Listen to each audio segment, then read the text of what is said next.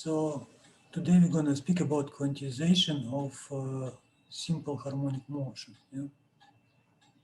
So let me try to write it.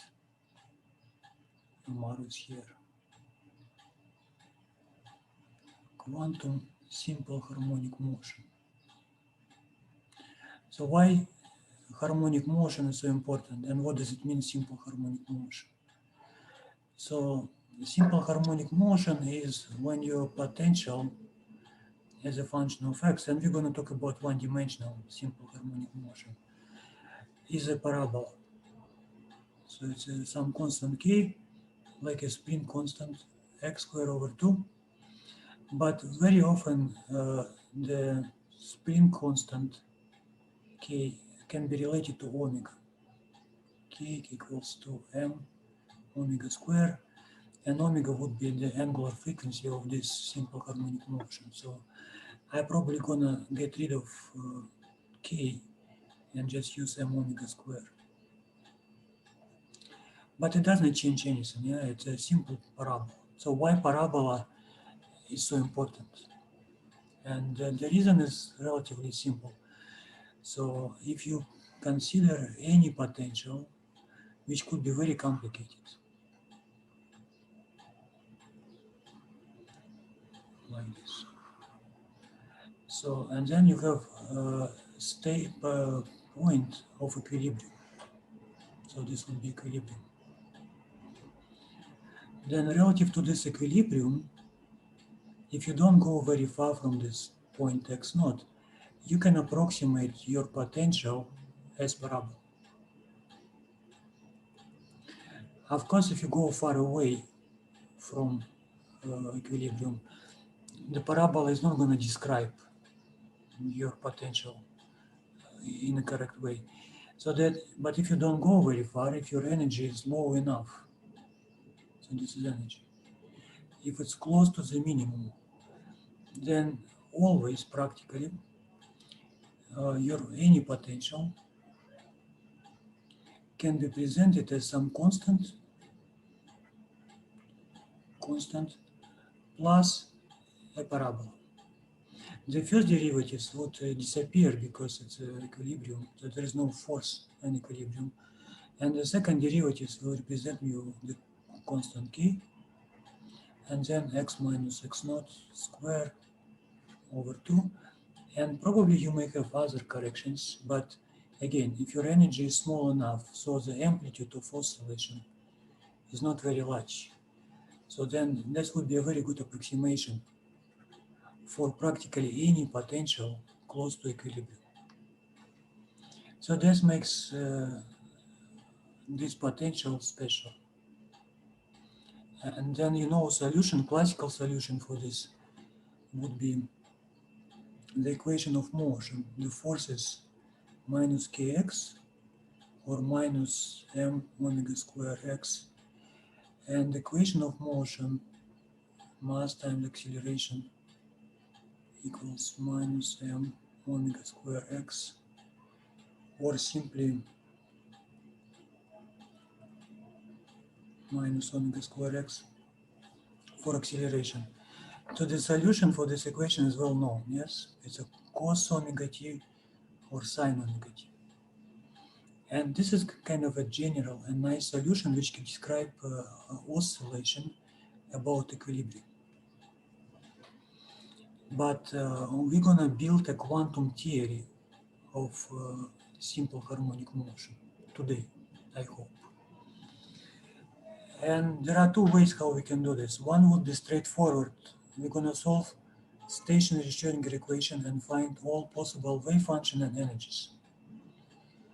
And the second, based on operators. And I'm not sure that we have enough time for the second way, but I'll try. So Schrödinger equation, so quantum theory, yeah? Quantum simple harmonic motion. So we're gonna solve stationary Schrödinger equation, which I'm gonna remind you in 1D. So this is a second derivative, so let me be more accurate in this. This is kinetic energy, if you don't remember, yeah? H bar square, second derivative, this is momentum square over 2m, it's kinetic energy, plus potential energy,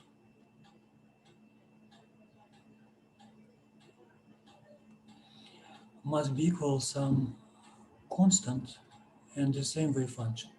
So this equation came from operator of energy, Hamiltonian, applied to the state equals to the same state and energy. So what do I expect from the solution? I expect a set of energies, allowed energies, and set of wave functions, eigenstates. So this will give me the spectrum of a particle of mass m moving in this potential. It's still 1D, it's not 3D problem.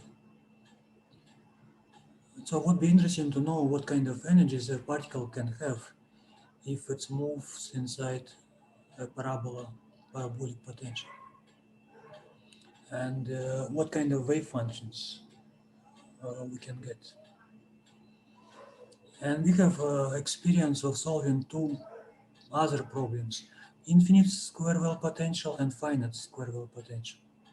So this would be another example of 1D stationary Schrödinger equation. So let's try to work with this, yeah? The only what people usually do, and it's convenient, we're gonna replace derivatives over x with primes. This would be just easy for me to write all these equations.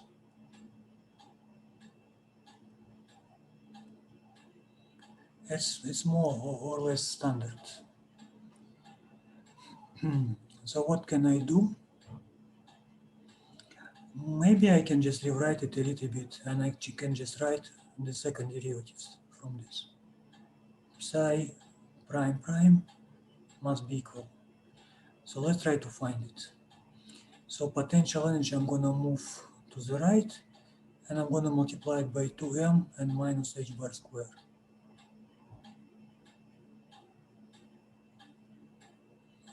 E psi, yeah? E 2m h bar square, negative sign. So potential energy, when I move it to the right, it's going to be negative, but it's also negative.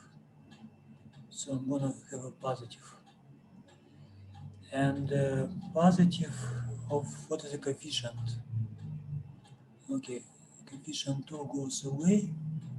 Is it like m square, omega square? Yeah, h bar square, x square, and psi. Basically, this is my equation. You can double check. And I would assume that my energy is positive. So this term is negative, this would be positive. And this is my second derivative over x. So it's a differential equation of second order. The only, I don't know the energy. This constant, what we call eigenvalue, the unknown. So as a result of solution of this equation, I'm actually expecting to get this energy with the same with the wave function. My first step would be to try to see what's called asymptotic behavior at very large distances, how my solution behave. And this is also a standard step when you solve differential equation. When you look at very large x, can we compare the first term and the second term? What can you say? Which term will be more important at very large distances when x goes to infinity? First term or second term? Which of them would play more significant role? the second one, because x squared, yes? This is constant, and this is x squared. At very large x, I can neglect this first term. It's not going to be solution, it's going to be asymptotic behavior, asymptotic solution, but I'm going to use it. So then I can claim that when x goes to plus or minus infinity, my m square omega square x square h bar square significantly greater than, what was this, 2m e over h bar square, so I can cancel h bar square. So this condition satisfied.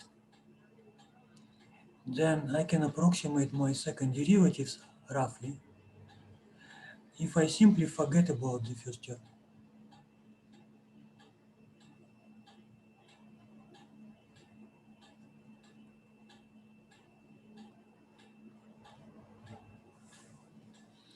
And I can solve this. I can find solution of this. Now my equation is relatively simple.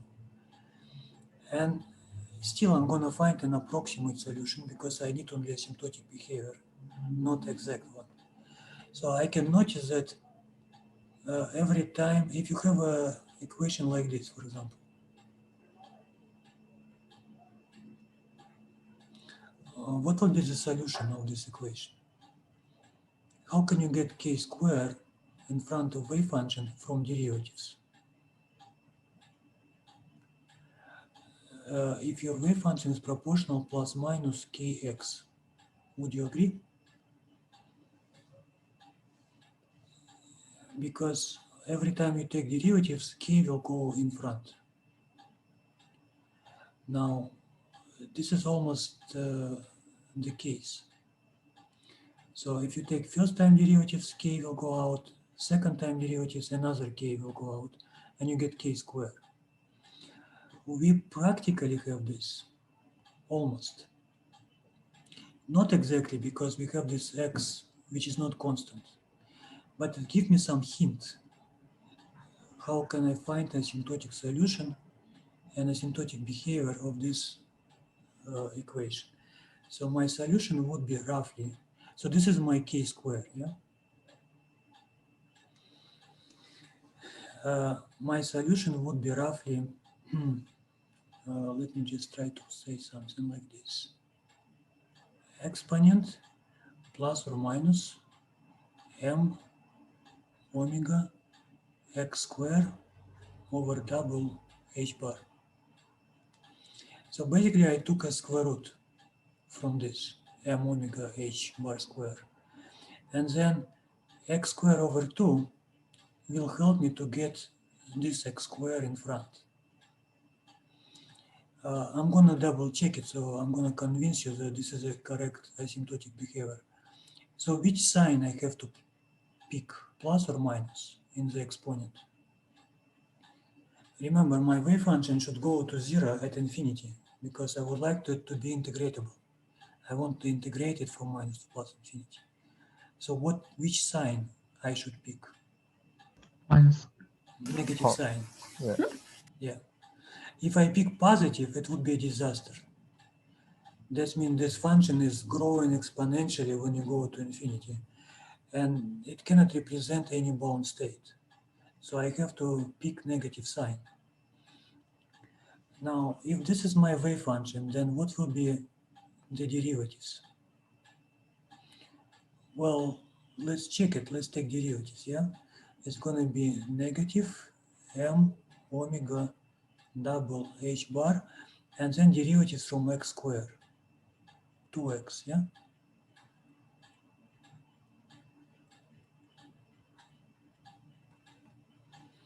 And I can probably simplify. I can get rid of factor 2,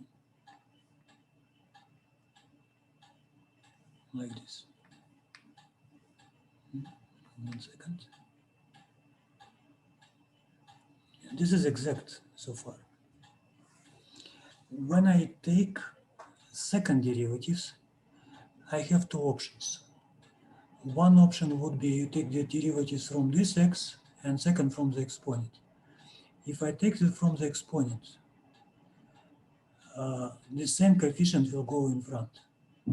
And I'm going to get minus m omega x h bar square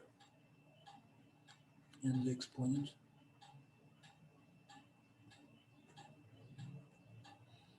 But I also have another contribution when you have just derivatives from this x in front.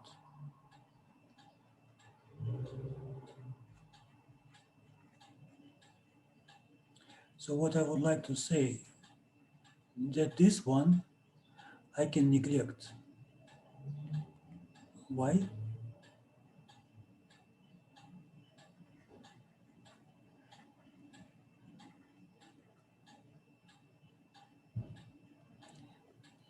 I neglect it for the same reason as this one, yeah? So what is the reason? It's a very small in this asymptotic behavior, yeah? When you have x very large, the first term is x squared, and this is just a constant. So then I don't want to care about the small terms. I'm looking at asymptotic behavior. So then this is my equation.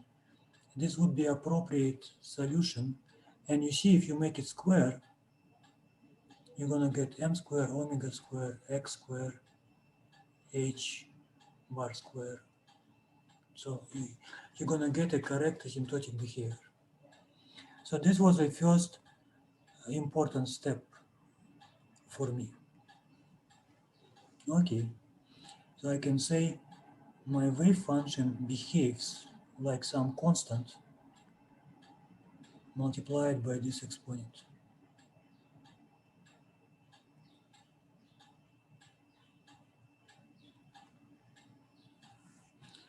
At very large distances. I'm gonna try to find solution which has this property, because I know that my solution must have this property. But now I can treat SF as a constant. There could be any function of x. So then next step would be to say that my wave function can be some function f, which I don't know, multiplied by exponent.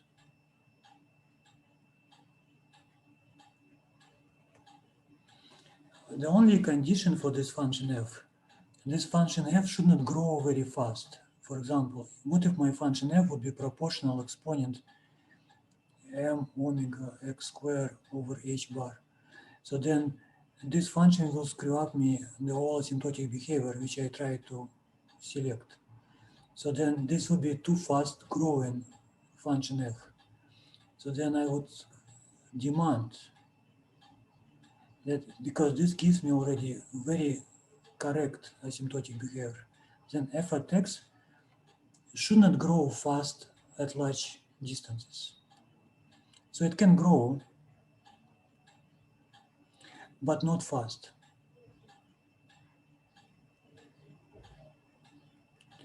At large x. If it's growing too fast, faster than this exponent going down, then it's not going to be a good solution for me. And I just try to prepare to start solving Schrödinger equation. I don't even solve this yet. I'm just saying that I would like to try to find solution in this form. This is my right to try. This try can be successful or not, so we're gonna see. But if I try and find solution and this will be successful, then that's all what I need. There could be a possibility that you try and you cannot find solution, then maybe you choose the wrong asymptotic behavior, or just, yeah, you can't. Well, life is life, we can see what's gonna happen. But this would be my trial function. I'm gonna try to search solution in such a form. And again, now I will try to satisfy not asymptotic behavior, just a real equation, which has energy inside. If I'm right, the interesting conclusion so far I can make that asymptotic behavior doesn't depend on energy. So any state with any energy will have the same exponent as asymptotic behavior. Okay, never mind. Let's rewrite equation. Let's start working on this. Psi prime prime was equal to what? Negative 2me h bar square psi. Then what was this? Plus m square omega square. This is the equation, yeah? Can you confirm? And this is my form in which I'm gonna try to find solution.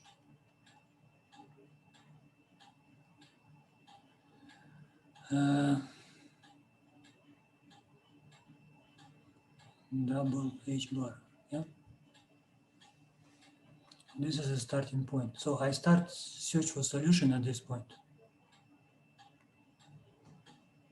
And also there is a condition that function f doesn't grow fast. So now you should help me. What will be the first derivatives from psi? Because I need second to plug into the equation. So let's try to take the first derivatives. F prime and exponent, yeah? What else?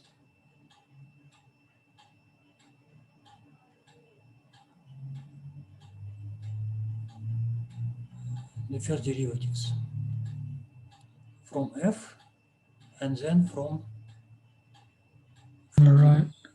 So negative Plus it F would make m f m and omega over 2 h squared.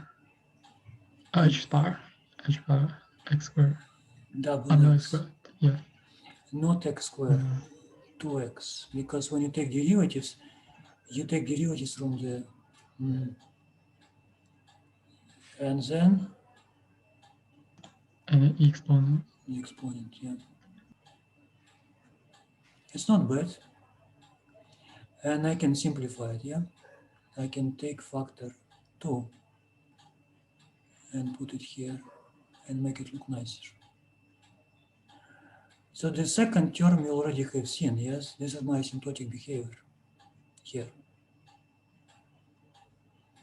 The first term is taking into account the fact that this is not a constant anymore. It could be any function of x. Okay, what if I would like to take second derivatives? So from this whole happiness, I need to take one more derivatives. This is where it's getting tough. I'm gonna start f prime prime. I took derivatives from this. What else? I can take derivatives from the exponent.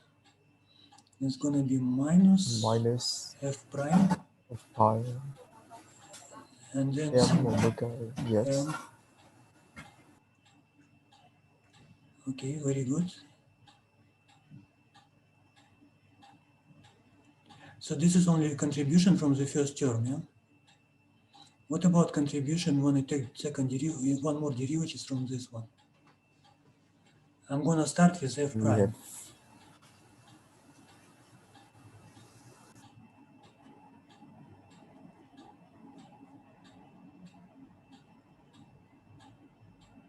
What else?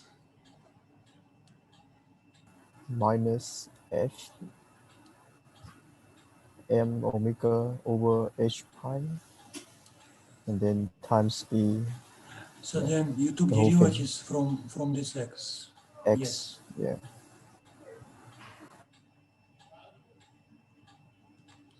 And unfortunately, there will be one more term when you take derivatives from the exponent.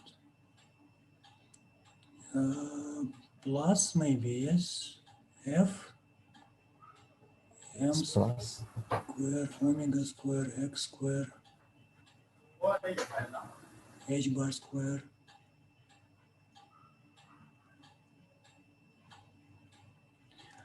Four. Let's count them. 1, 2, 3, 4, 5. 5 terms. This is good. This is good. F prime and F prime. Can I combine them? I believe they are identical. They just double each other. So I have 1, 2, 3, 4. 4 different terms. And then I have to take this and plug it into my equation. So all this must be equal to the right side of my equation. This is only left side, yeah? It's psi prime prime, the second derivatives. There is not very easy to simplify it because only f prime can just double each other. You have f prime prime, f prime, and f term. Okay, let's write the right side. Minus 2m e h bar square f exponent.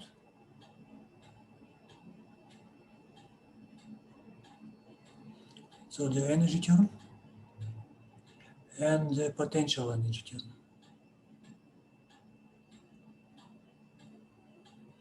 The potential f exponent minus m omega x square h bar. And factor 2, yeah? 2h bar. What can we notice? There should be some cancellation here. Can you see that something cancels? The x squared term. It must cancel because this is how we designed the asymptotic behavior, yeah? The index of the exponent was special. So these two guys must cancel out each other. So this is the asymptotic behavior, basically, and it cancels out. Can you see this? Yes. So then we have a f term, we have f prime term, and we have f prime prime term. What else can I do to make it simple? Can cancel the e factor. The e factor is everywhere the same.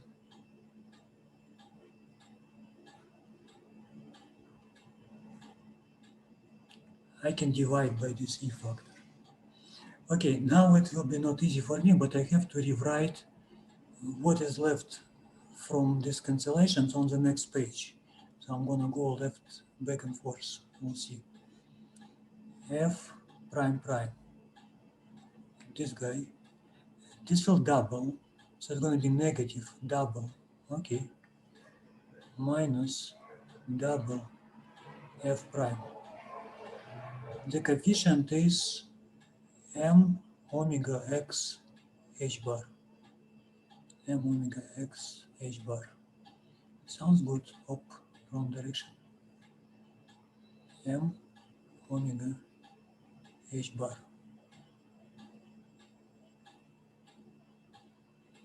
Oh, x, yeah, x. Okay, so this line is done. From this line, the blue terms cancels out. I have only this one and this one. And maybe I can move it to the left. So I have this plus 2me h bar square plus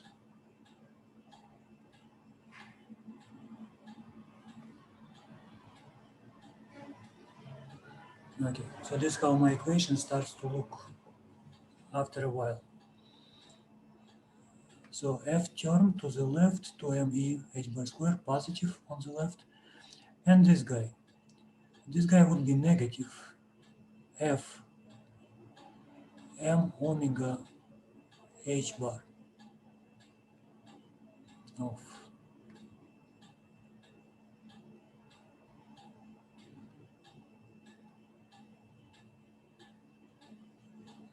how do you like it?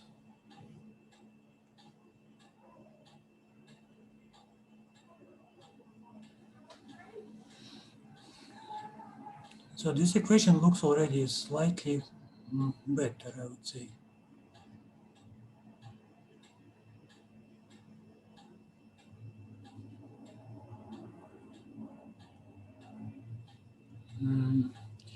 I can move out some common constants here, like h or m, or I can just keep it as it is.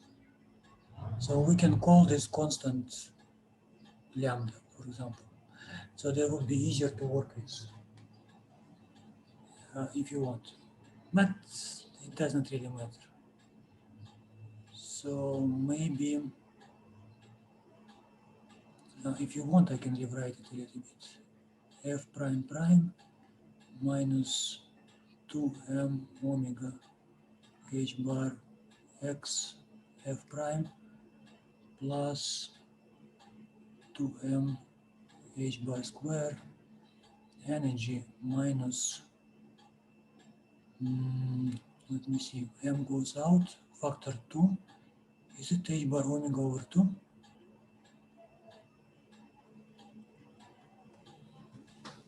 Just a little bit look nicer. And I'm gonna call this a different name. Let me give it a name lambda. So I'm gonna call this lambda.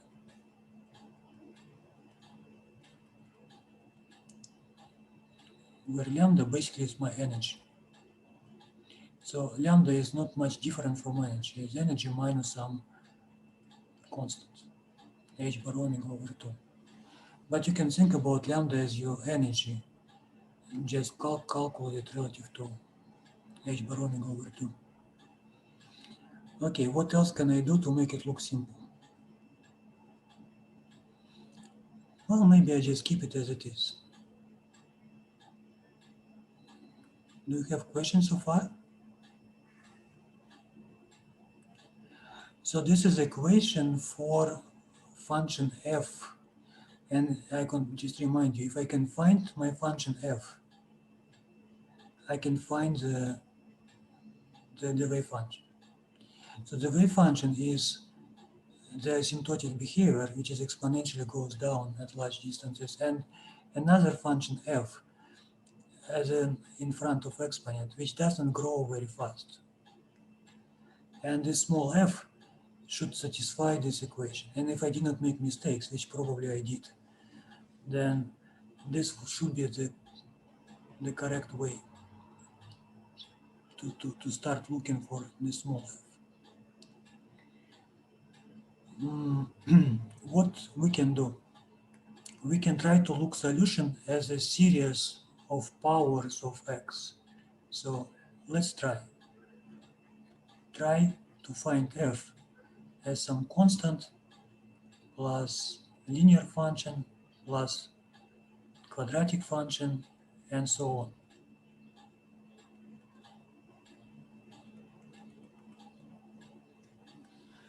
I just would like to make this function not growing very fast. So then if I can find solution like this, what I have to check that this function is not gonna be growing faster than the exponent. And then I'll do my best, yeah? So if this is my f, what will be second derivatives from my f? Or first derivatives first? So I need first derivatives. Can we take first derivatives? 0 plus c1 plus 2c2x 2c2x plus 3c3x squared. x squared. If I have somewhere term cn x power n, like a general, it would be n, yeah, cn x n minus 1. Would you agree with this? Yeah. Yes. The only what I need actually not f prime. I need f prime multiplied by x. So I'm gonna multiply it by x now. So then it would be c1x, c2x square, c3x cube, and this general term I'm gonna get the same power n. So if I compare f and xf prime, they look pretty similar to each other, yeah? The only difference is I lost c naught. And I got some coefficients in front. So my f prime x will look very close to what I have for f. So I have f, the first line, and I have xf prime, the second line. They practically look similar to each other. Of course, I have to mix them with different coefficients. This coefficient lambda 2m h bar square, and this coefficient minus 2m omega h bar. So the coefficients, when I mix them, yeah, they have to be taken into account. Let's go back for a while, because I would like to take second derivatives first, and then I come back to this solution.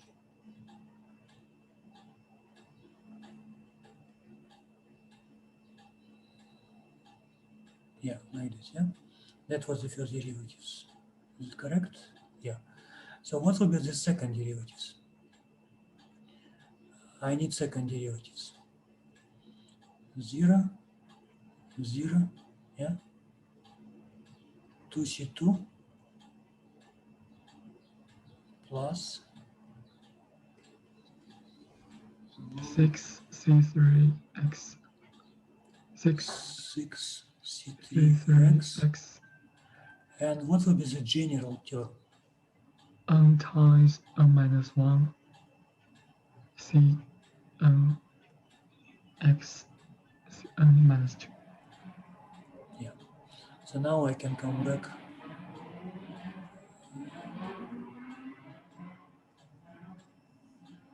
and multiply it the second line by x. Okay. I would like to combine these three lines with these coefficients. So what I have to do, I have to multiply each term by slightly different coefficients. So f prime prime, I'm going to multiply it by 1, yeah, by 1. X f prime, I'm going to multiply it by negative 2m omega h bar. And f, I'm going to multiply it by 2m lambda h bar square. And then I add all of them, and I would like them to cancel out each other. Because when you add them, you should have 0. Let's look at different terms. How they can cancel out each other. This is constant, yes? This constant must be cancelled out with what? With this one. When you add them. Does it make sense? What about C1 x? What term should cancel out this one? C3? C1X and Yeah, there's 2 6. X. Yeah. C1x and C3. So when you add them, they should cancel each other separately from other constants. What about, let's say, next one, x squared term? This guy, they should be cancelled out with a next term, which is here, which I don't see. What about this one? There should be another term, which I don't see, yes? This another term was power n plus 2. And when you take 2 times derivatives, the constant will go out and then the power will be n. So they should cancel out, but I don't see this. So I'll try to demand that these different powers of x, they cancel out each other separately. So then I'll start to write it down. as I understand it should be done. So the first power, x power 0, or just constant. For x power 0, I have c0 and 2c2.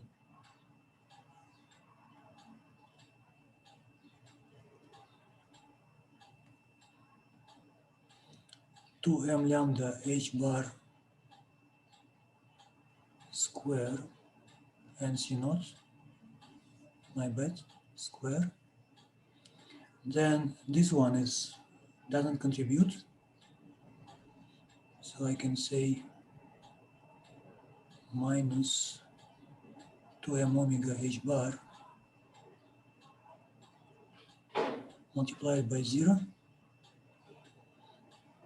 It's a combination of these two guys, and plus 2c2.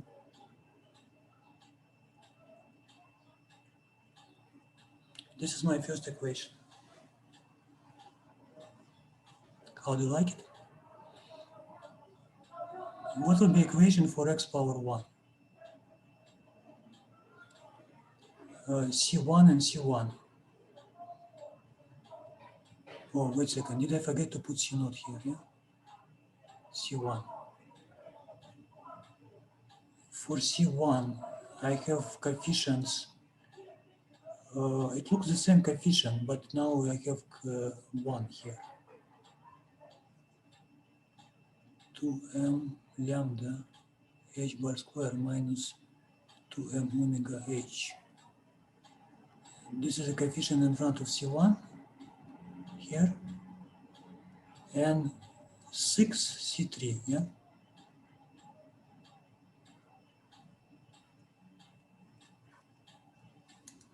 They must be 0. What else? Let's try one more. X square. I bet there will be coefficient C2 and something in front. So I'm talking about these two guys. Normal coefficient, this coefficient will be multiplied by 2. 2m lambda h bar square minus factor 2.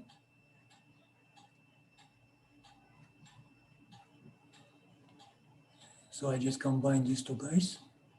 And can you guess what will be the next coefficient from f prime prime to compensate x square? You can just look at the previous and try to guess. Should it be C4? And what should be the coefficient in front? 4 multiplied by 3, no?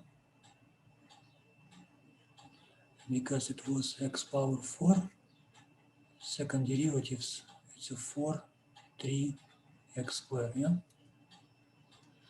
Instead of 6, it was 3 multiplied by 2. And it was 2 multiplied by 1. So this is 12, this is 6, this is 2. Does it make sense?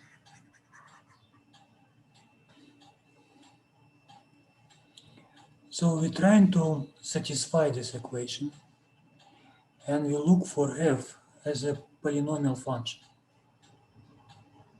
And then we plug it into my main equation, and I'll try to add all these guys together with some coefficients and make it 0.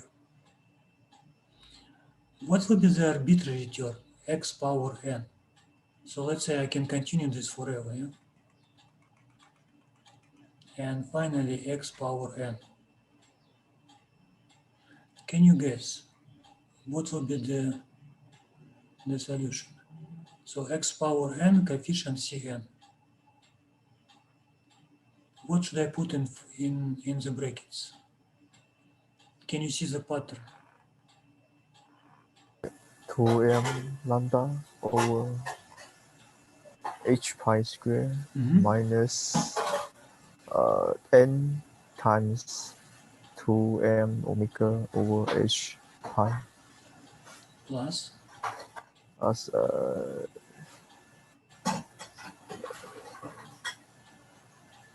minus 1, Is it minus 2, n minus n 2 plus, n plus minus 2, plus 2 oh and plus 1. yes, yes, n plus 2 2 2. Oh, and this is times plus 1. plus 1. Yeah, and coefficient n Plus 2. plus 2. Beautiful. So now how can I build solution from this set of equations? So I can relate coefficients. I can start from C naught. Let's pick C naught just a constant or just equal to 1. From the first equation, I can find C2, yeah? If I know C naught, I can just divide it by 2, and I can find C2. From C2, I can find C4, yeah? From C4, if this is C4, I can find C6, and I can continue forever. And then if I just start with one constant, I can find the entire polynomial to the very end. So what is remarkable about this solution, then you have to only even powers. You have x power 0, x power 2, x power 4, x power 6. That's going to be even solutions. You have another line. What if I start with C1? From C1 I can find C3. From C3 I can find C5. So then you can build another chain of solution starting from C1.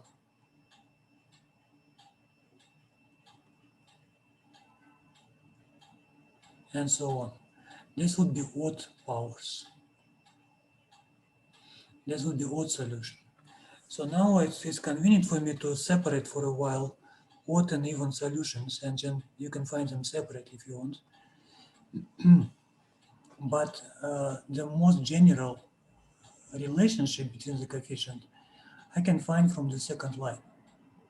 So I'm gonna rewrite it.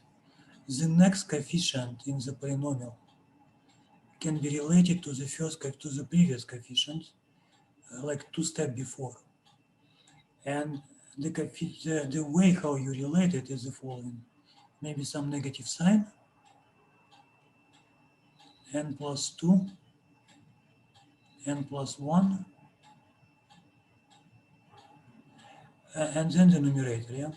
The numerator would be, it could be convenient to put 2m h bar square outside. So 2m h bar square outside, lambda minus n, and if I put 2m h bar square outside, 2m h bar, I don't have h bar square. I have to divide and multiply it. So it would be h bar omega. Okay. So this is a nice conclusion. And actually, believe it or not, we are done. This is a solution of the Schrödinger equation. You get function f, yes? You can just build any function you like. And then you have an exponential asymptotic behavior, which is correct. So we are done. The only problem with this solution, that solution will start to grow. Remember, I start to search solution for as a polynomial. I have x power 2, x power 3, x power 4, and to infinity. And this is a problem because if you have every time next coefficient in this chain, then your function will start to grow faster and faster and faster and faster. And you will have a problem at very large distances. Your function will be growing faster than the exponent. What can I do about it? my solution now looks like this. Function f looks like sum over n cn x power n, and the wave function is this f and the asymptotic behavior.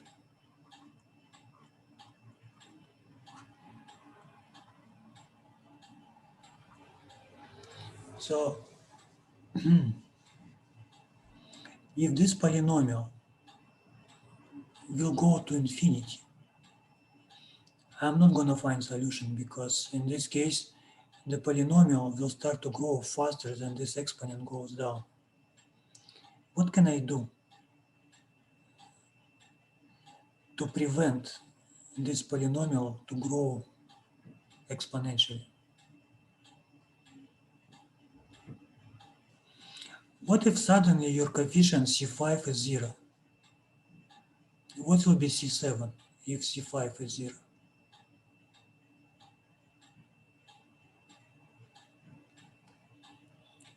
If Cn is 0 by chance, what will be the next coefficient? It will be 0, yeah?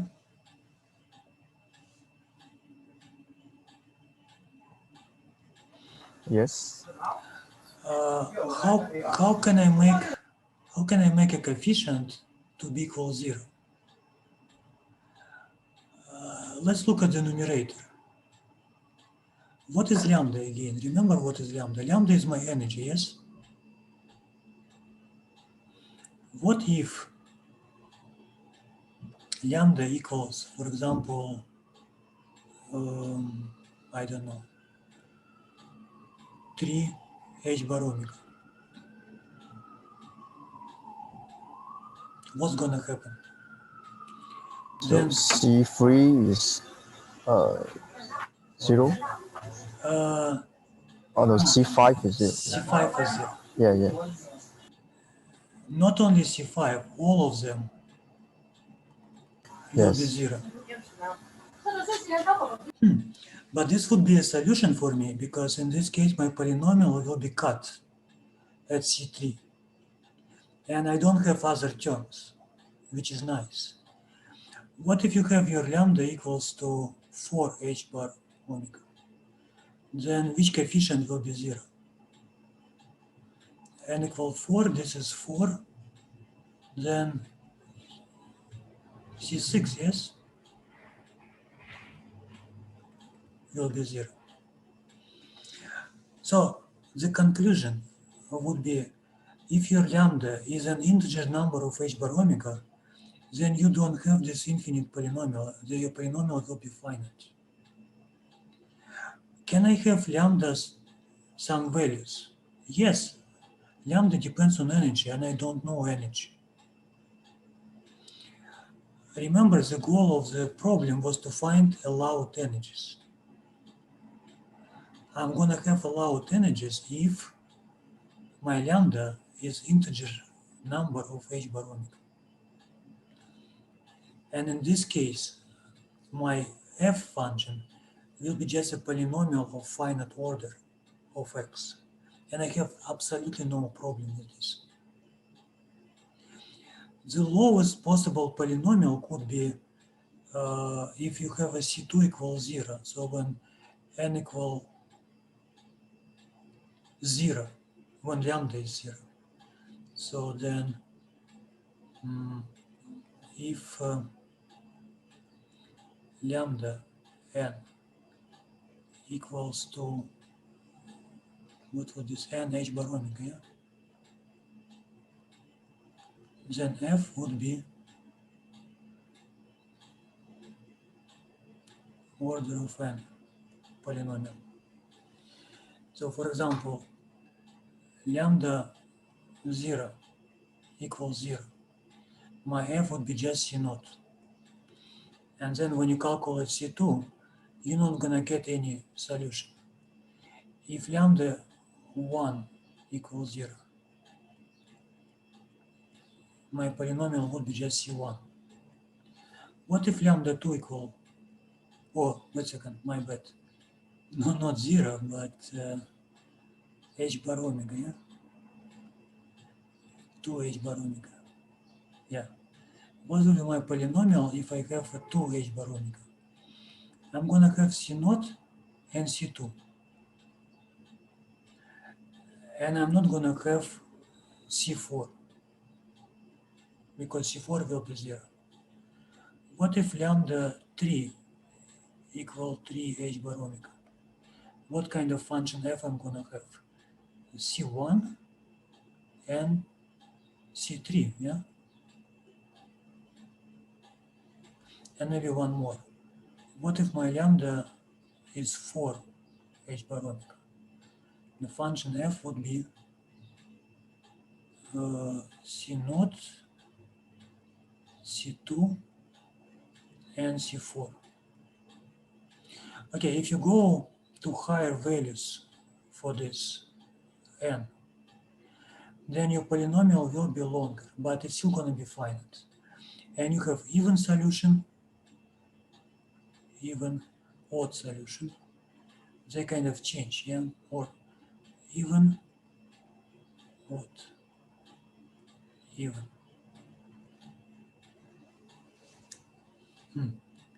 Very interesting.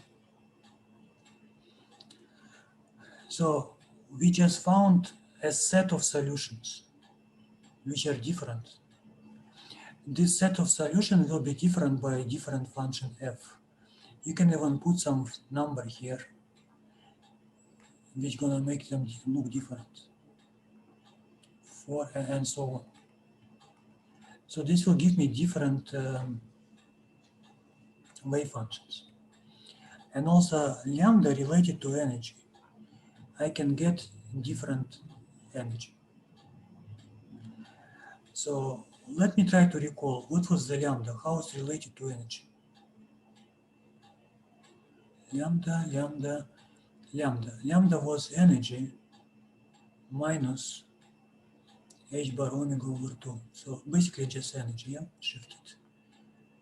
So my conclusion would be that energy minus h bar omega over 2 must be equal integer number of h bar omega. So then the solution for energy would be n h bar omega plus h bar omega over 2. This is the spectrum of quantum simple harmonic motion.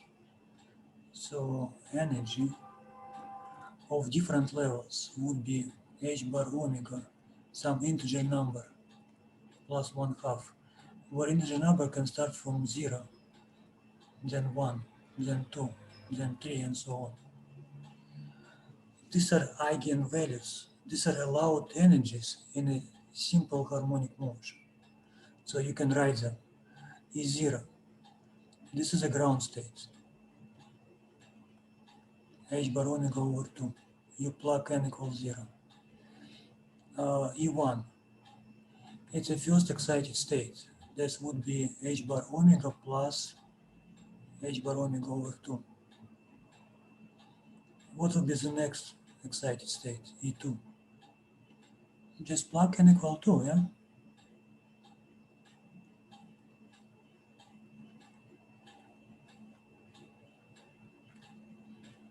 And so on. Interesting. So each state will have a wave function. So psi naught, the state which corresponds to the ground state, some constant multiplied by asymptotic behavior. Psi 1. 1 is an odd number, yeah? So then the wave function would be x multiplied by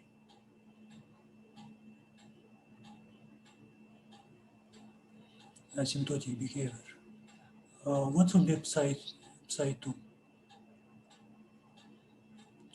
Some constant, so basically a polynomial of second order multiplied by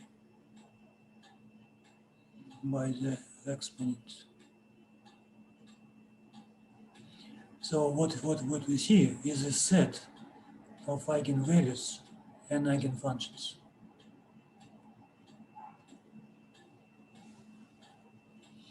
Congratulations, we just found it.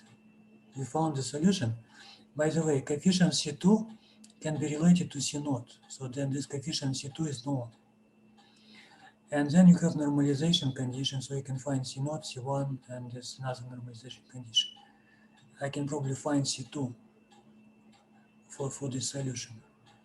Where it is? Yeah, here. Coefficient C2, maybe I can go somewhere here. No, it's not gonna be easy for me. Yeah, let's try to do this one. C2 when n equals 0, so I can relate to C0, n equals 0. So then C2 equals to what? Sorry, n equals 0, yes? N plus 2, n plus 1 in denominator. 2 and 1, negative sign. N equals 0, 2m h bar square and lambda. 2m h bar square and lambda equals to, I guess it's W.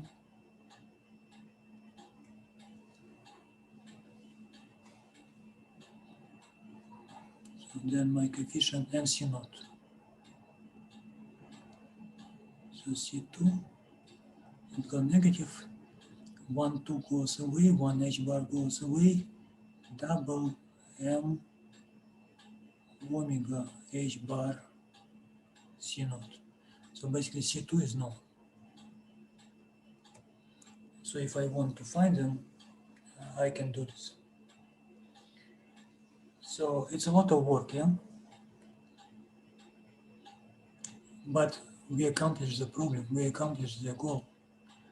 We found infinite number of solutions for simple harmonic motion. These are wave functions, these are eigenvalues, the energies of the system. It worth actually work out and then look a little bit how the spectrum looks. This is my parabola. The lowest energy would be h bar omega over 2. This is E naught. Then the next energy would be plus h bar omega. So then this energy would be E1. Is it 3 over 2? Yeah. This is the next allowed energy level. What would be the next one? Again, plus h bar omega. The energy level would be, is it 5 over 2? Yeah. Yeah. Yep. Then next one, again, you increase by h bar omega. This is called equidistant energy spectrum because the distance between levels is the same. So this would be E3. Well, I guess 7, yeah?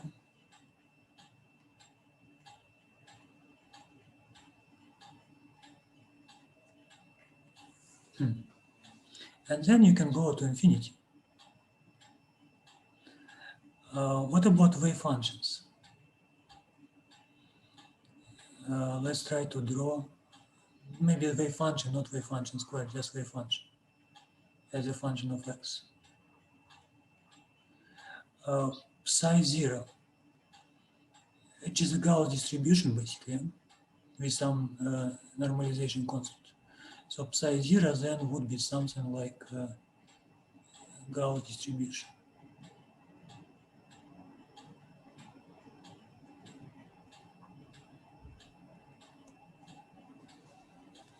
So it has a asymptotic behavior like exponent minus x squared, and then basically a Gauss distribution. What about psi 1? It's a Gauss distribution multiplied by x. So I'm gonna pick different color maybe. So then around 0 it's a linear function of x. But then goes like this, and maybe other side like that, yeah? Let's do one more. This one. You have a constant, and then C2 gonna be minus something and x squared. So then I would suggest an x equals 0. Basically, it's a parabola. Parabola with negative direction and shift it a little bit up. So the next level would be a parabola, and then goes this way, and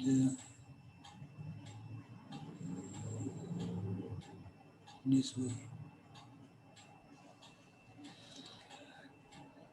It should remind you very little bit the, the wave functions from infinite square wave potential or finite square wave potential.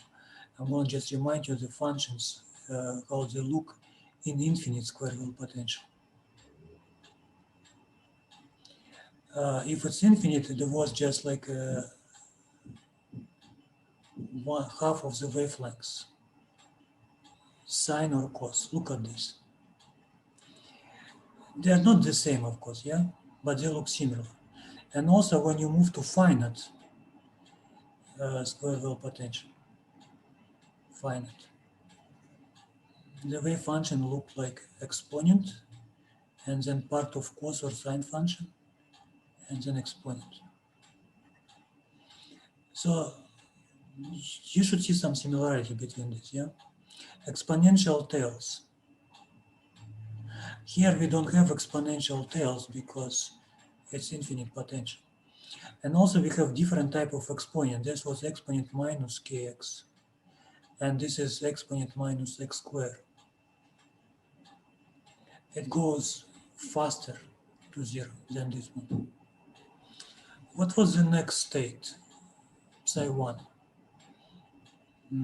That was a sine two half of wavelengths. Yeah, it was a sine function. Let's see. So here, the same sine and then exponent. Does it look similar? Yeah, it does. What about next psi 3?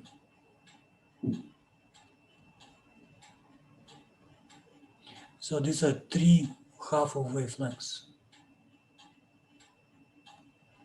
So then we have something similar here.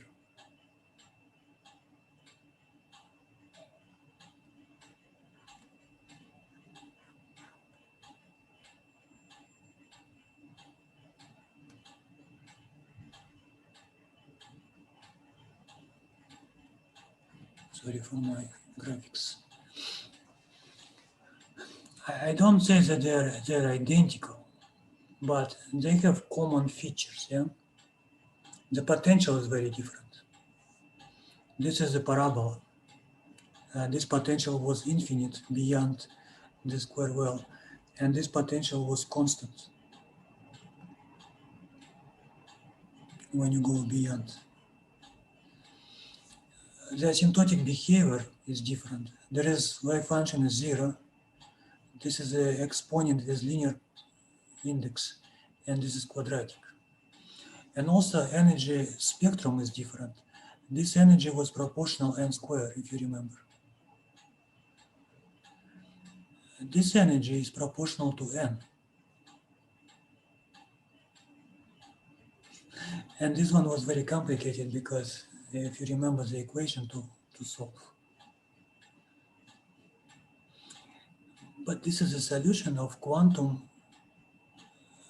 simple harmonic motion. You have a spectrum and you have the wave functions. And if you look back, it's a lot of work, yeah? I'm going to remind you very quick. This is my equation, Schrödinger equation, which is supposed to give me energy and the wave function. We found a good asymptotic behavior for my solution. And we pick a negative sign to make my wave function goes down, so they're not plus, negative sign. Okay, then we introduce an arbitrary function f in front of this asymptotic behavior, and we rewrite this equation for f. And this asymptotic part cancels out, which is good. So then we get this equation for f. Energy is a parameter in this equation. And this equation also is not very simple. We try to find a solution as a series of some powers of x, basically to infinity. And we can do this if my coefficients satisfy certain recursion relationship, yeah? So, and then we say we have to stop this series. Otherwise, the function f will be growing too fast. And we can stop it if my energy is special, if parameter lambda is integer number of h bar omega. Only for this energy, for which lambda is integer number of h bar omega, I don't have infinite series. I have finite series. And then by changing energy or lambda, you can cut your polynomial at different powers, and you will get different solutions. And this is your possible energy, and this is the possible wave functions. And this is just a little bit of analysis, how they look.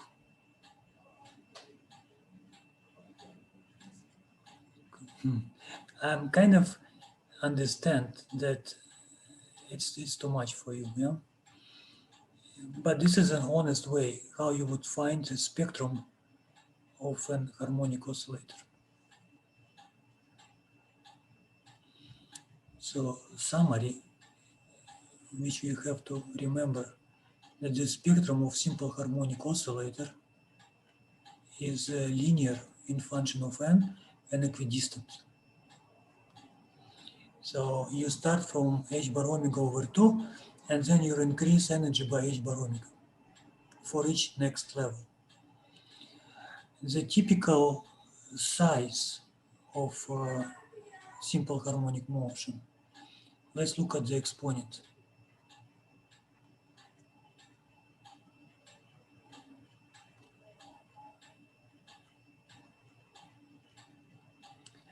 The index of the exponent will give me a typical size. So h bar over m omega square a naught. This would be the typical scale after which this exponent will get smaller. So typical size or localization size of simple harmonic motion. So my wave function can be presented as an exponent minus x squared over 2 a naught squared. Yeah. If x is greater than a naught, then the exponent will be very small, and psi squared would be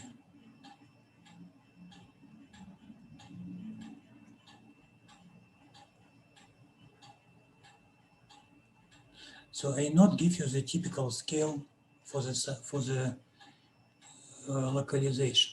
So this one is.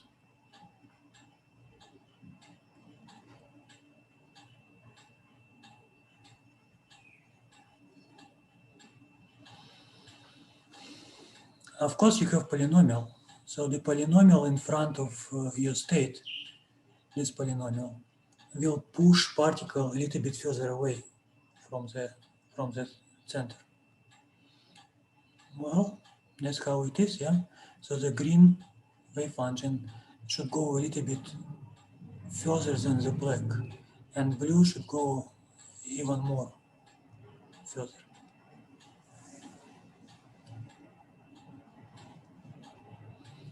Questions?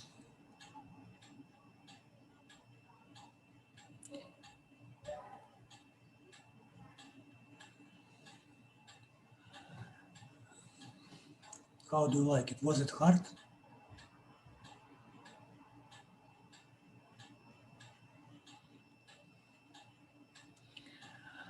So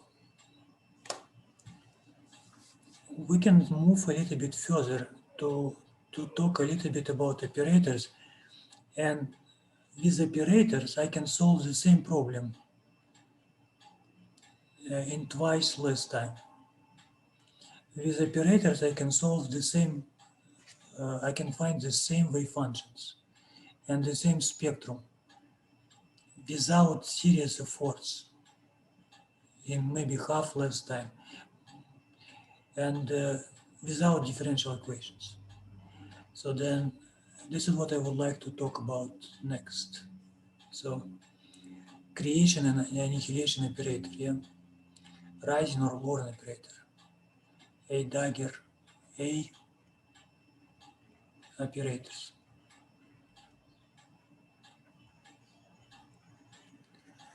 This simply, there's a different way how you can solve Schrödinger equation. Not everyone, but this one for simple harmonic motion. But before I start talking about these operators, I would like to introduce commutators. Commutators. So for example, you have operator A and operator B. You can apply some state and you can change the order. So first you apply operator B on the same state and then operator A and take the difference between them. So this means the order in which you act with an operator is important. And you can't really always change the order between these operators. In many cases you can't do this. And just to make this more short, people introduce short notation like this. And by definition, that's called commutator between operators B and A. So it will be BA minus AB. So this is some technique I have to use if I would like to use this creation annihilation operator for simple harmonic motion.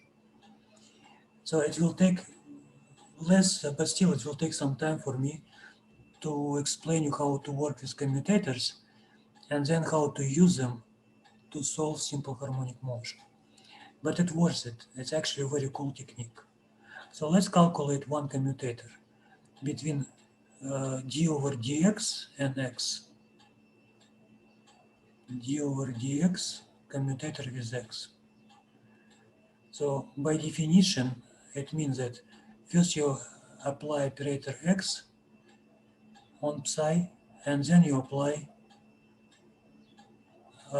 the d over dx, yeah? First A, then B, minus x d over dx and psi. So you see, I change the order. First I apply derivatives, and then I multiply the result with x. Here, first you apply x, and then you take derivatives. What will be the result? X psi prime first minus x psi prime. How, how, do, how does it look? I multiplied by x, yeah? And I took derivatives. This one. First I take derivatives. And then I multiplied by x. What will be the result?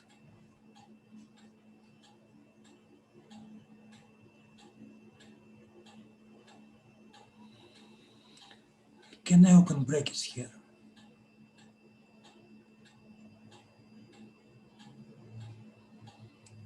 how would you take derivatives? Psi.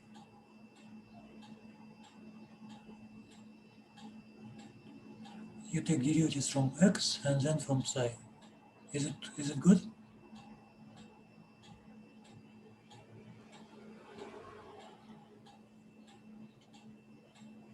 Yeah. Yep. Minus x psi prime. Can you see this guy goes away? So I get just psi. What does it mean? It means that the commutator between d over dx and x will be equal just 1. So if I act this commutator, I'm going to get just wave function. It's very interesting. So I can rewrite it in terms of commutator between momentum operator and position. So the difference between d over dx and momentum just is constant. And if there is a constant, you can always move constant out. So the result would be minus I h bar. It's a canonical commutator between momentum and x. The commutator of these two operators is just a constant. It's a unit operator, just some constant. Let's learn some properties of these commutators, because we have to use the properties a lot when I come back to creation annihilation operators. So the obvious property is if you change order, BA minus AB, it's the same as negative AB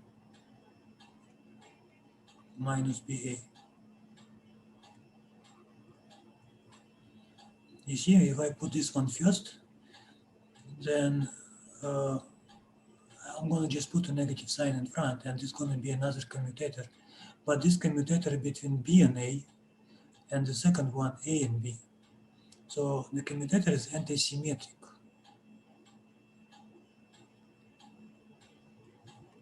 Properties. AB equals minus BA. What will be commutator operator in itself?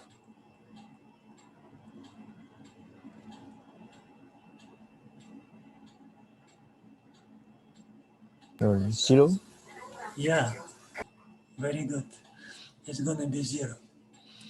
Then I'm going to list some other properties without serious proof, but they're very easy to prove. Just you follow the definition. If you follow the definition, you can prove everything what I'm going to write. For example, if you have operator A and is constant, and operator B another constant, you can move this constant out. It doesn't matter because constants are not operators.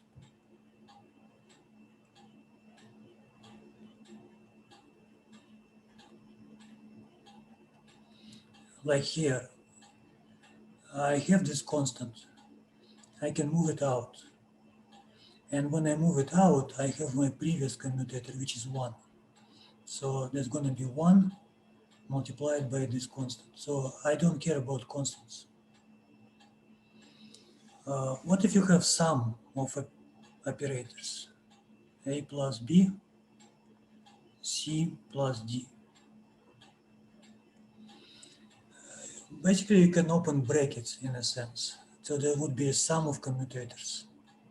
A and C plus A and D, A and D plus B and C plus B and D. So So you see, you can open brackets, you can multiply them by numbers here. They're anti-symmetric.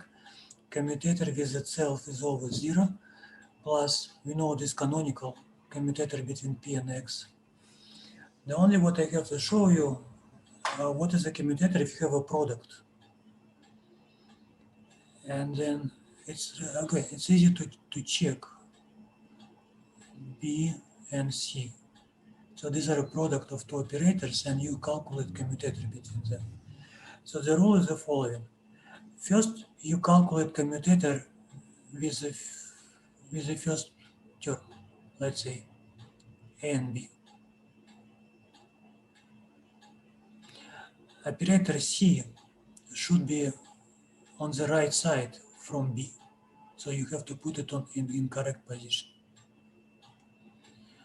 Then you take commutator with the second multiplier.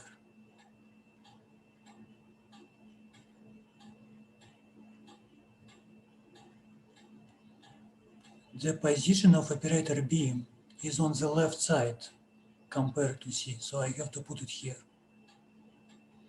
So B always in correct order, in correct position relative to the C operator. And the same applies to the first position.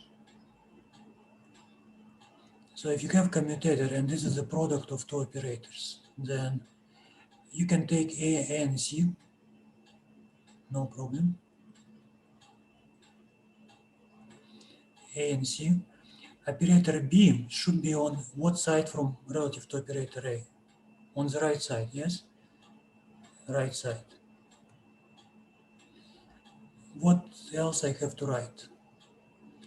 It was A and C, and I have to write B and C, yeah? B and C.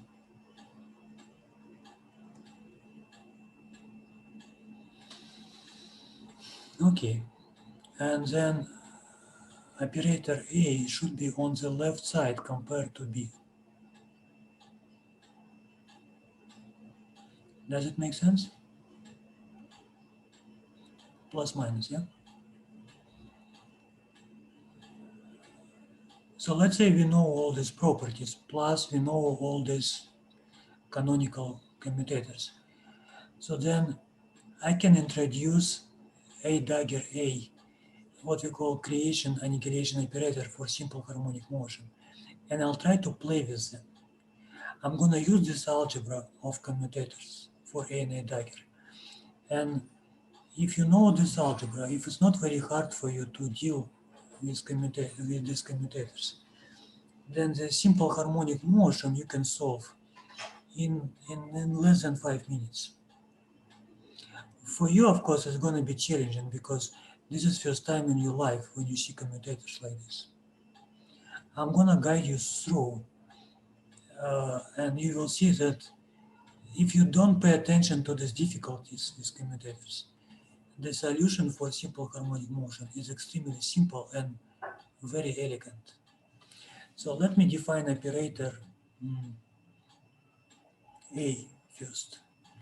I'm going to define this as operator X, X plus I operator P over M omega. Then operator A dagger, I'm going to define as X minus I P over M omega. So the only difference between them is just sign. Then here, let me think about it. I should say, I hope it's correct, square root of M omega over 2 H bar. This should be my A naught coefficient. I'm just double check. If my A naught coefficient, where's my A naught? Yeah, H bar over M omega, yeah?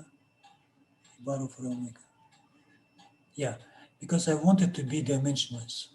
I don't want them to have dimensions. So then X, I'm gonna cancel out.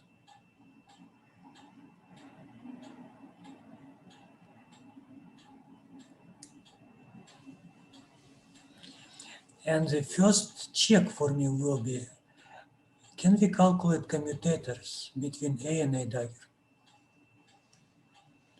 And I'm going to use all the rules I have.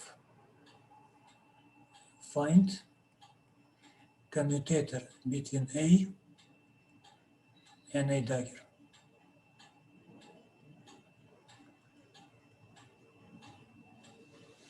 You will see later why it's important to find commutator. But now, let's just look at this in an exercise to check the property, how you understand the property of these commutators.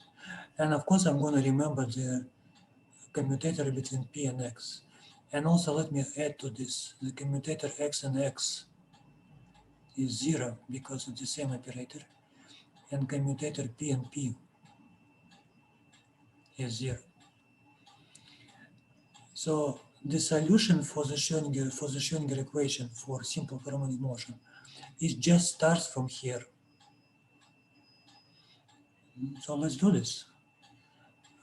Commutator A and A dagger is going to be commutator between square root of m omega to h bar. So correct me if I make mistake, yeah? If plus, yeah?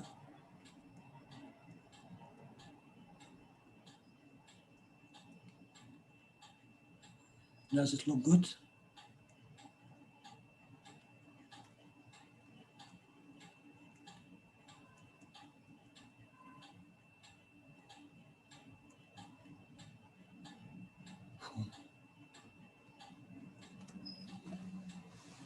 Let me double check. I believe it's good, yeah? Can I move constants out? And can I open brackets? I'm gonna have 4 different commutators if I open brackets. First of all, constants. If I move them both out, what I'm gonna get? M omega to h bar, yeah? What kind of commutators will be inside? Let's underline them. X and X. What is the commutator X and X?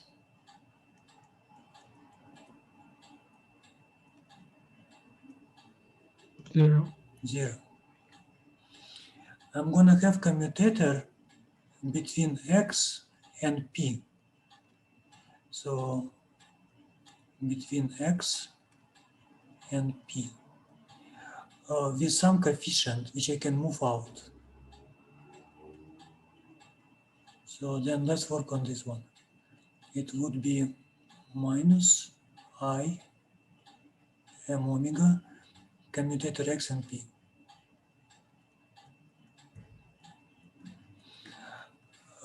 P and X, commutator P and X was minus I h bar. What will be commutator X and P then? When you change the order, one of the property was you have to change the sign. So this commutator would be plus. Do you agree?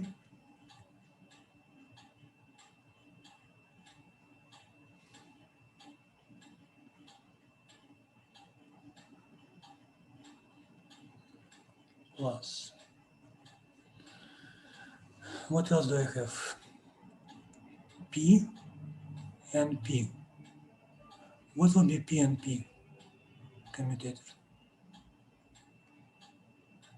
Plus, I guess, 1 over m square omega square P and P. What is this? Zero. 0. What left? What do we have? We have P and X, the last one, yeah?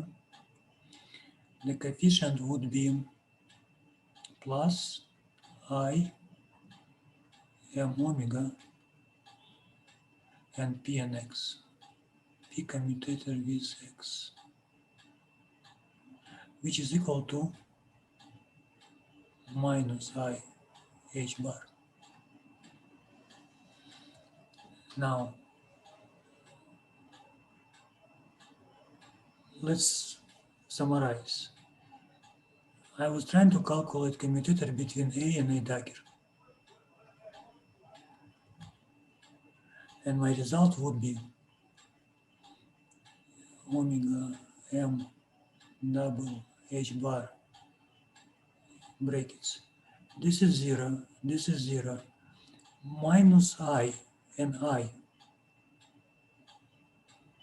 plus 1, yeah? So you have a h bar over m omega from here. What about this guy? I and minus I plus 1. So then you have a plus h bar m omega. So if you combine all together, you're going to get 1. Look at this. So much work to get a very simple result. And it indicates that my A and A dagger were picked in correct way.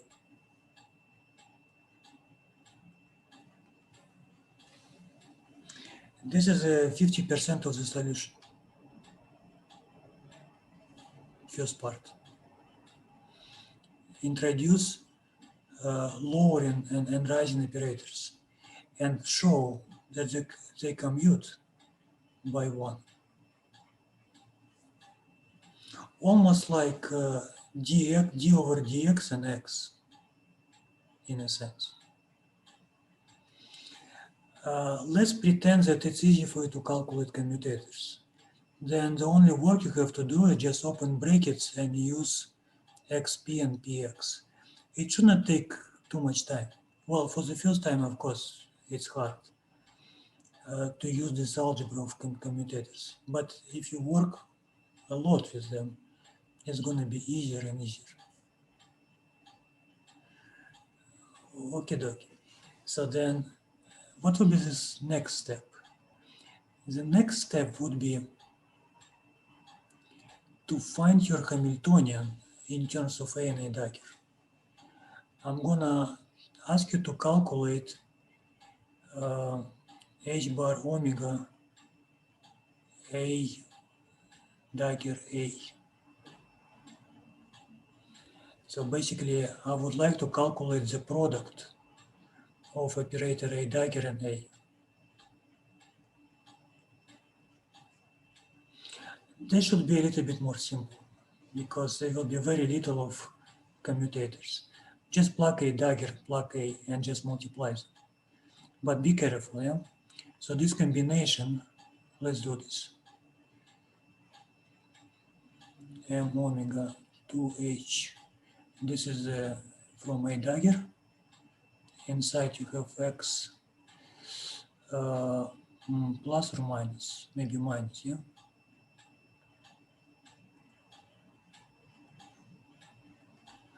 This is A dagger multiplied by A. This should be constant, normalization constant. X plus I P M omega. Okay. I don't want to calculate commutations. I want just multiplication. Can we do this? Yeah, we can do this. So I have a h bar omega. I have product of these two constants, m omega over 2h bar. Then if I open brackets, I have x and x squared. I have p and p. Okay, let's be careful with p and p. Minus I plus p and p squared m squared omega squared. Fine. What else? X and p plus I m omega x and p. What else? P and x, yeah? Minus I m omega p and x. And that's it. So what can we do? Here I can probably simplify it a little bit. I can cancel h bar. These two guys, they have common multiplier. So I can form a commutator here, x and p. Just remind you that x and p commute to plus IH bar, not minus, because of water. So you can clearly form a commutator here. And this one you can't do much. So let's just keep it as it is. So m omega square over 2, m omega square over 2, x square plus p square over m square omega square. This guy is gonna be I m omega and commutator, which is I h bar. Am I too fast or it's okay? I m omega is a common multiplier. This is commutator. Commutator is I h bar. So then when I multiply them, I'm going to get a negative sign. Negative sign. Negative h bar. And then let's just multiply. Let's open brackets. Let's just multiply this. So I'm going to have m omega square x square over 2 plus, when you multiply it here, m omega square goes away, m only one power, p square over 2m, and the last term, m goes away, 1 omega will stay, negative sign, and 1 over 2.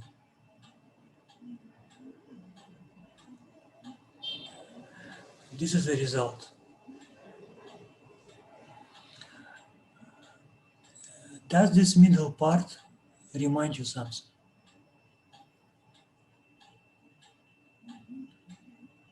This is the energy of simple harmonic motion, yes? Kinetic energy, p square over 2m, and potential energy. So this is my Hamiltonian. So this combination, A dagger A, is basically a Hamiltonian minus, so basically it plays role of lambda in a sense. Remember, lambda was energy minus h bar omega over 2. To complete the step 2, I can say that my product of these two operators is the Hamiltonian of my system, or the Hamiltonian of my system is h bar omega A dagger A plus h bar omega over 2.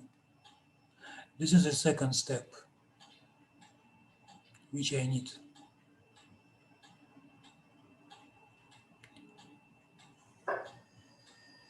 So step 2. It takes a little bit of work, yes? Again, it's about 1 page of calculation. Just 3 lines actually, not too bad. This was the first part, and this is the result of the first part. This is the second part.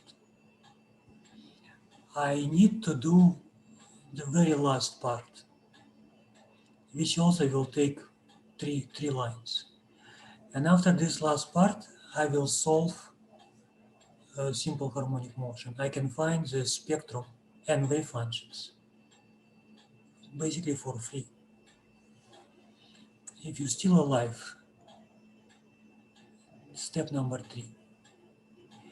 I would like to calculate commutators between Hamiltonian now. an operator A, for example. And the same with H and A dagger. And this would be very important for me to know the result of this commutator. And I'm gonna, for Hamiltonian, I'm gonna use the new form. So I'm gonna use the rules.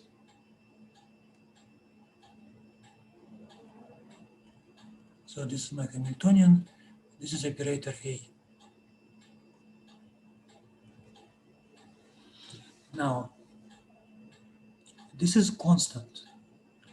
Of course, constant commute with operators because it doesn't matter in what direction you put, or what order you put constant compared to operator. So this commutator is 0. I have to calculate this commutator only.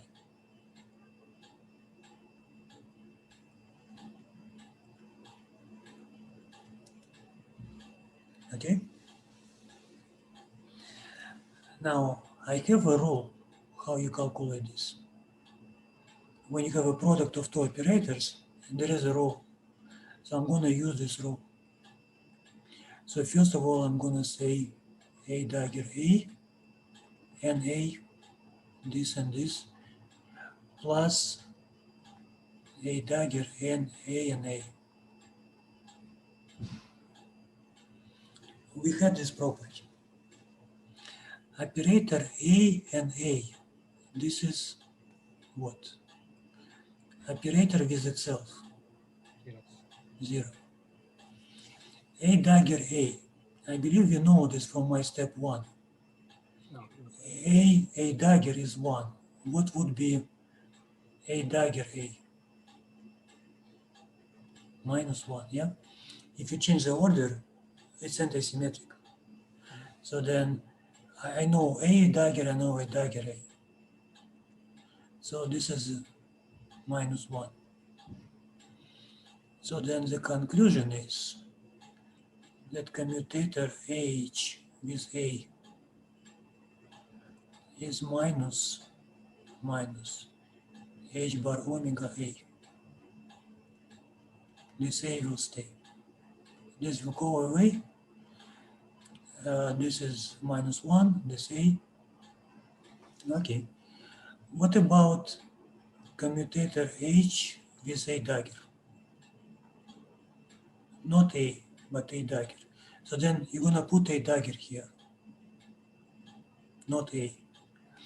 Constant will go away, and you have A dagger A. So basically you put a slightly different commutation relation. You can check it at home. It's very easy exercise. The result would be plus H bar omega A dagger. So this one I don't prove, but I believe you can do this yourself. Just put this A dagger and rewrite this line. Check it. It should be relatively simple. This is the step number 3. After step 3, I am ready to show you the solution for a simple harmonic motion. But I have to admit that these 3 steps, they took me a while. I did not solve any differential equations. I don't know what is eigenvalues for simple harmonic motion. But from these 3 steps, and actually from the last equations, I can find everything right now in less than 5-10 minutes. Can you believe it? And unfortunately, this trick you can't apply to any quantum mechanical problem. Let's say for simple harmonic motion, maybe 1 more or 2 more, but not for anyone. So the problem is that this commutation relation that I defined here, you can't find such operators for any system, only for very specific one. So let's look into details. What's so interesting about these equations? But interesting, there is something interesting. So solution. of simple harmonic motion with A dagger A.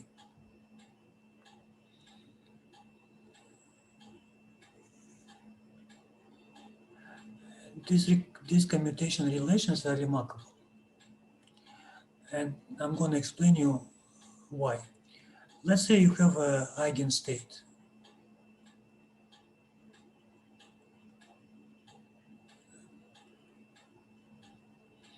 So E as eigenvalue,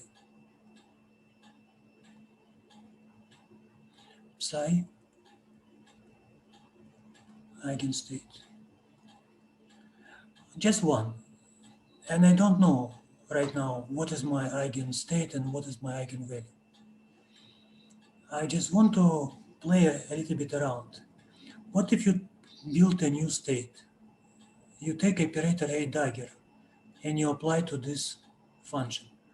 You're going to create a new function, yes? And you even know how to apply, because my operator A dagger is x minus IP. So that is going to be x multiplied by psi minus, or yeah, d psi over dx. So this would be kind of a result of this applying operator to psi. So it's not a big deal to actually apply this operator, but I don't want to do this. I would like to say, I would like to apply one more operator on this new function, operator h. And calculate it. But I'm going to use a trick. I'm going to do this in this way. H, A dagger, I'm going to subtract A dagger H and add A dagger H. Can I?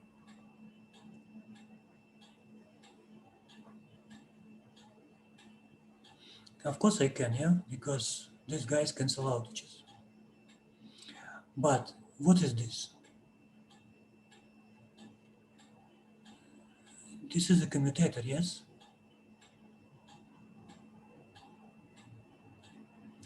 H and A dagger.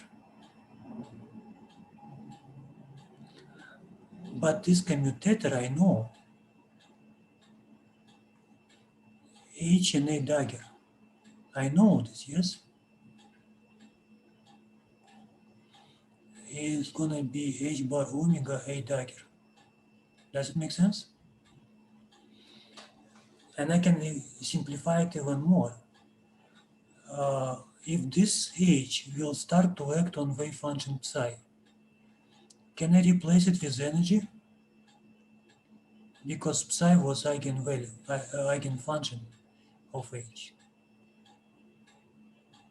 Is it clear?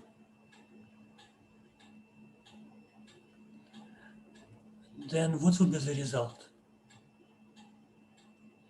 From the commutator, I'm gonna have H bar omega and A dagger. From Hamiltonian, I'm gonna get energy E and A dagger. So A dagger will go out. And what is the conclusion? Conclusion is the following. You have a function A dagger psi. You apply operator. You get the same function with some constant. So what is the conclusion? A dagger psi, it's a new eigenstate, yes? Eigenstate. This eigenstate of operator H, what is the eigenvalue for this new function? H plus square root. H, yeah, this one. So that's why you call this rising operator, because this operator brings you to new eigenstate, which is higher in energy by H bar omega.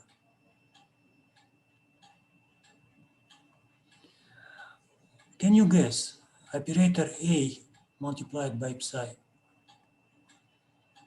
Is it going to be new eigenfunction as well? What will be eigenvalue for this function? E minus h bar omega. Also new eigenstate. So this is called lowering operator or annihilation operator because it slows down the energy. Operator A dagger, it's called rising operator. Or creation operator because it raises energy by h bar omega. The only difference between operator A dagger and A that this is a plus h bar omega and this is a minus h bar omega. That's all difference. And this difference came from commutators. Operator A commute with h for minus h bar omega and A dagger for plus h bar omega. So if you apply operator A dagger, you can raise energy by h bar omega. What if you apply this twice? I'm going to write it square. That means you apply once and the second time. There's also going to be new state. What will be the energy of this new state?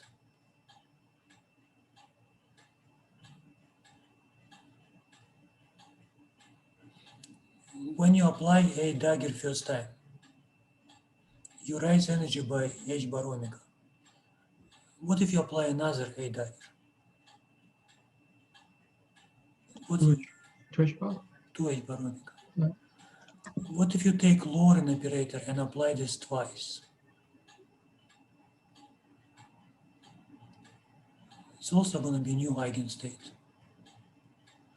What will be the energy of this?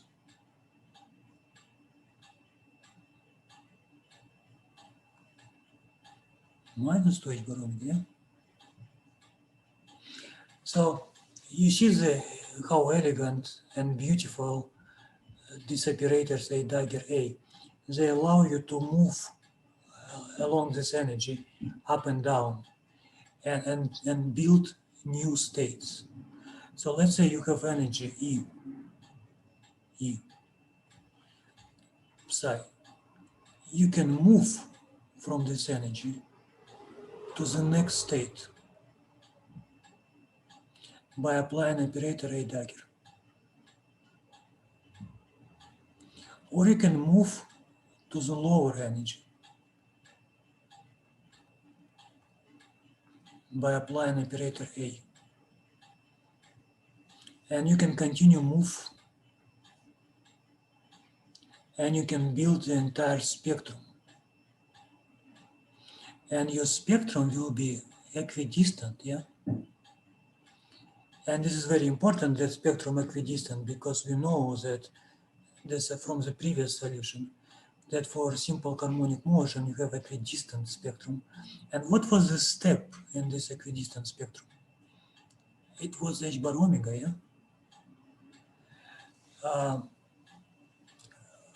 This is not complete yet because I don't know energy.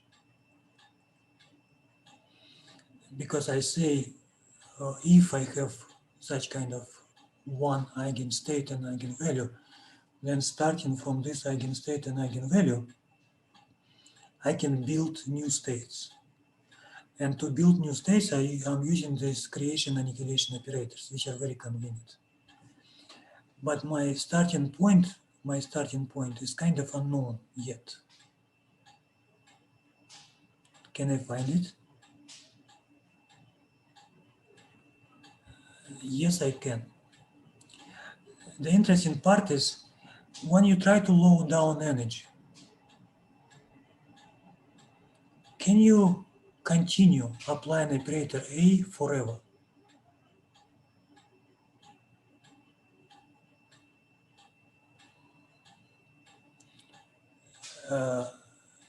No. The problem is that you have the lowest energy, yes?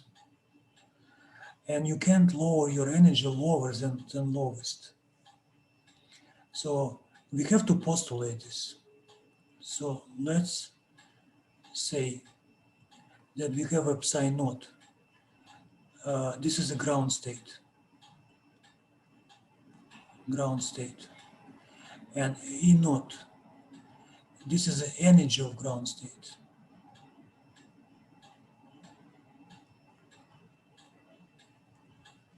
Or ground state energy.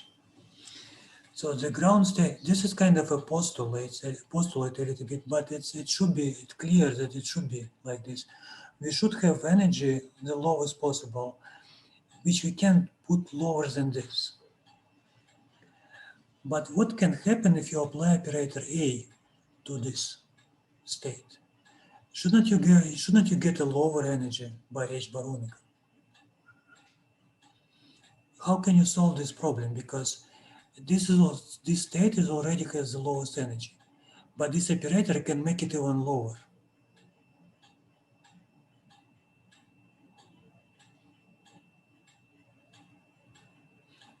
The only way to explain this, if this gives you 0. When you try to lower down in terms of energy the ground state, you shouldn't be able to do this because it's already the lowest. How can you make it even lower?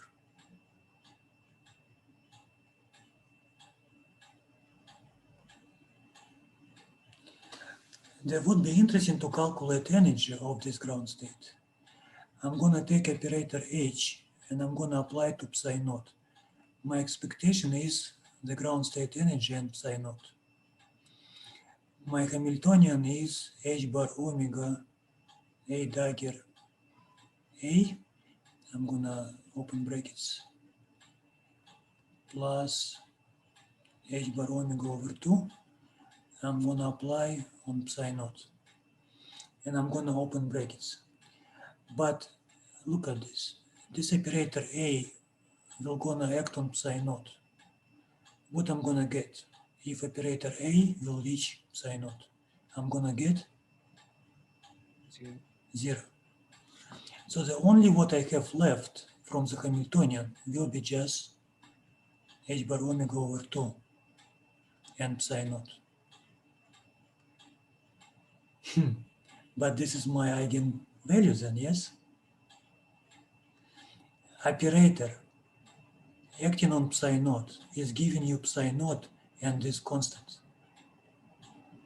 What is the meaning of this constant?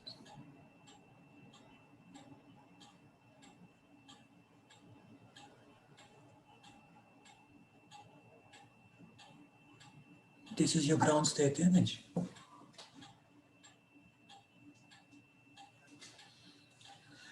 How can you find psi 1 E1? Well, to find the next excited state from ground state, I can apply a dagger to psi naught. And energy of this one, of this state, would be greater by h bar omega.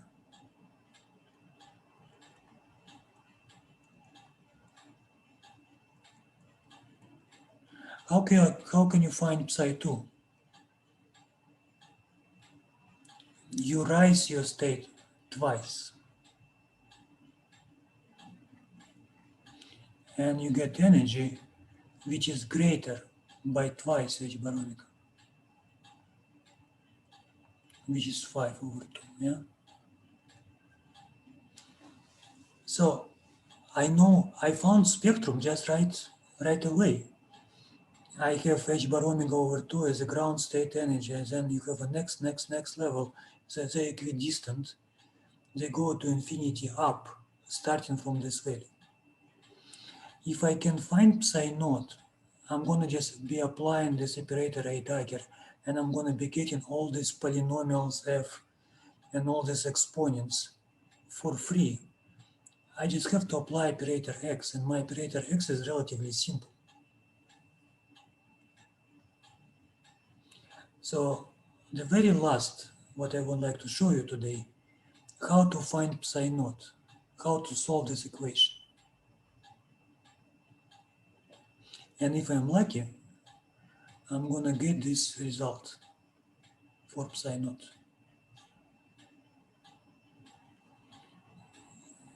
Here. This is my ground state energy, this is my ground state wave function. So we got this solution from solving differential equation. Now, I don't want to solve any differential equation. I already know the spectrum of my simple harmonic motion. The only what I have to find right now is psi naught. And then I can apply operators to find all the states. So then let's do this. Operator A applied to psi naught must give me 0. This is the only way I can stop moving down in terms of energy. Operator A, there was a combination between, okay, normalization constant is not interesting, x, and I believe it was plus, yes, plus.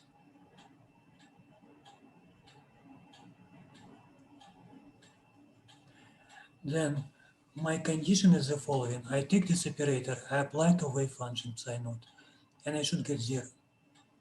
So then let's put it in. So let's say operator x plus I m omega, operator p minus I h bar d over dx from some wave function should be 0. I don't care about the constant. Let's open the brackets. So then you have x psi naught, yeah. Then I and minus I is going to be plus h bar m omega d psi over dx equals 0. So this equation is equivalent to operator A acting on psi naught makes it 0. I just put operator A how it is and apply it. So then this equation can help me to find the ground state. Let's find it. The derivatives over x would be equal negative m omega x over h bar psi naught. And this is already a trivial differential equation. Then the solution would be some constant exponent minus m omega x squared over 2h bar. You can double check it. So if I take derivatives, I'm going to get this coefficient in front. That's it. How do you like it? Ground state and ground state energy. If I want to find higher states, then I have to apply operator A dagger to this psi naught. So psi 1 would be proportional to operator A dagger acting on the ground state. I already know ground state. I just have to apply operator A dagger, which is going to be x minus IP.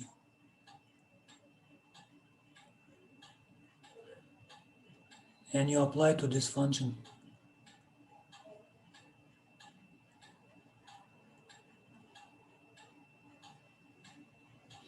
And there is no surprise that the result would be x and exponent. This is your psi 1. If you have to find psi 2, well, you have to apply this A dagger twice. So you're going to follow this pattern. So A dagger square will give you psi 2 with energy plus 2h bar omega. Okay, that's it for today. Yeah. So the second way, actually, we really start to apply from here. But I already was ready yeah, I was ready to use A dagger and A. I knew all the commutators. It's practically just couple pages. But there were 3 steps. I introduce operators and I found commutator between them. It took me a while, yeah, to prove this nice relationship. Then I expressed my Hamiltonian as a function of A dagger A. Again, a little bit of calculations. Finally,